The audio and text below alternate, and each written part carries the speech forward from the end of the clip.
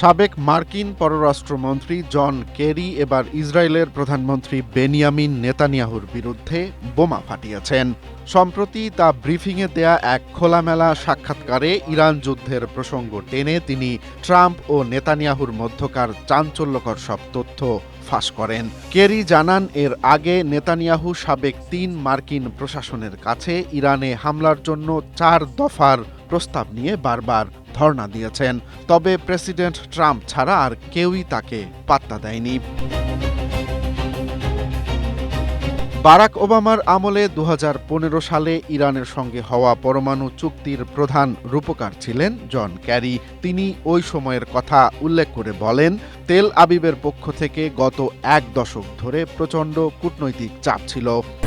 Strawberry super dotted ও classic variant sensation জাগুক শিহরণ। এ সময় Netanyahu ব্যক্তিগতভাবে বারবার বারাক ওবামা, জো বাইডেন ও জর্জ ডব্লিউ বুশের কাছে ইরানের পারমাণবিক ও সামরিক স্থাপনায় আগাম হামলার অনুমতি চেয়েও পাননি। তার দায়িত্বকালীন সময়ে মার্কিন প্রেসিডেন্টের সঙ্গে নেতানিয়াহুর বৈঠকের কথা উল্লেখ করে ক্যারি বলেন, নেতানিয়াহু সবসময় চাইতেন মার্কিন যুক্তরাষ্ট্র যেন ইরানে হামলা করে।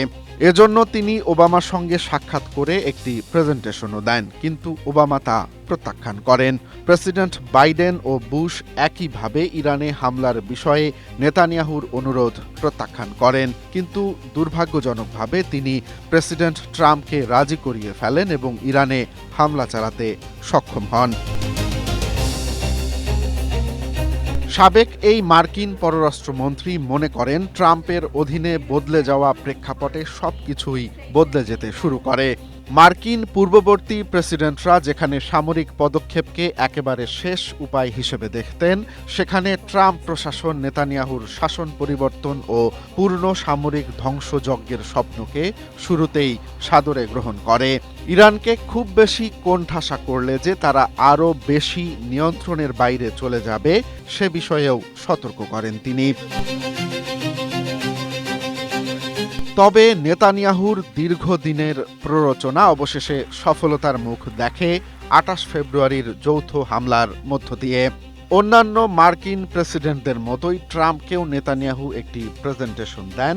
ওই প্রেজেন্টেশন তার পছন্দ হলে ইরান হামলার বিষয়ে মত দেন ট্রাম্প। মার্কিন এই প্রেসিডেন্টের বিরুদ্ধে সরাসরি অভিযোগ করে ক্যারি বলেন, তিনি সমস্যা সমাধানের কোনো রকমের আন্তরিক প্রচেষ্টা ছাড়াই ইরানের সঙ্গে সব রকমের চুক্তি থেকে বেরিয়ে আসেন। ট্রাম্প কোনো নতুন ধারণা বা টেবিল আলোচনার প্রস্তাব না দিয়ে বিকল্প কোনো পদ্ধতি ব্যবহার না করে সরাসরি হামলাকেই বেছে নেন। ট্রাম্পকে নিয়ে মার্কিন সাবেক পররাষ্ট্রমন্ত্রী জন কেরির এমন খোলামেলা মন্তব্য প্রচারের পর থেকেই যুক্তরাষ্ট্রে সমালোচনার ঝড় উঠেছে। এর মধ্য দিয়ে মধ্যপ্রাচ্যে এতদিন ধরে চলে আসা মার্কিন নীতিতে পরিবর্তনের পাশাপাশি ট্রাম্প ও নেতানিয়াহুর মধ্যকার সখ্যতার এক অন্ধকার দিকও উন্মোচিত হয়েছে। Romance Talukdar, Asia post.